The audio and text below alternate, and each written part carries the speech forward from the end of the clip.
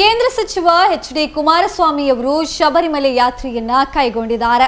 ಸೋಮವಾರ ಬೆಳಗಿನ ಜಾವ ಕೊಚ್ಚಿನ್ ನಗರದ ಸುಬ್ರಹ್ಮಣ್ಯ ಸ್ವಾಮಿ ದೇವಾಲಯದಲ್ಲಿ ವಿಶೇಷ ಪೂಜೆಯನ್ನು ಸಲ್ಲಿಸಿ ಅಯ್ಯಪ್ಪ ಸ್ವಾಮಿ ಮಾಲೆ ಧಾರಿಸಿದ ಇವರು ನಂತರ ದೇಗುಲದಲ್ಲಿಯೇ ಇರುಮುಡಿ ಹೊತ್ತು ಶಬರಿಮಲೆಗೆ ಯಾತ್ರೆಯನ್ನ ಹೊರಟರು. ಮಧ್ಯಾಹ್ನದ ಹೊತ್ತಿಗೆ ಪಂಪಾ ನದಿ ತೀರವನ್ನು ತಲುಪಲಿರುವ ಎಚ್.ಡಿ.ಕೆ ಹಾಗೂ ಅವರೊಡನೆ ತೆರಳಿರುವ ಭಕ್ತರ ತಂಡ ಅಲ್ಲಿ ಪುಣ್ಯ ಸ್ನಾನ ಮಾಡಿ ಬಳಿಕ ಶಬರಿಮಲೆ ಅತ್ತ ಸಾಗಲಿದೆ. ಸಂಜೆ ಅಯ್ಯಪ್ಪ ಸನ್ನಿಧಿಯಲ್ಲಿ ಪಡಿಪೂಜೆಯಲ್ಲಿ ಪಾಲ್ಗೊಳ್ಳಲಿರುವ ಅವರು ನಂತರ ಅಯ್ಯಪ್ಪ ಸ್ವಾಮಿಗೆ ಪುಷ್ಪಾಭಿಷೇಕ ನೆರವೇರಿಸಲಿದ್ದಾರೆ.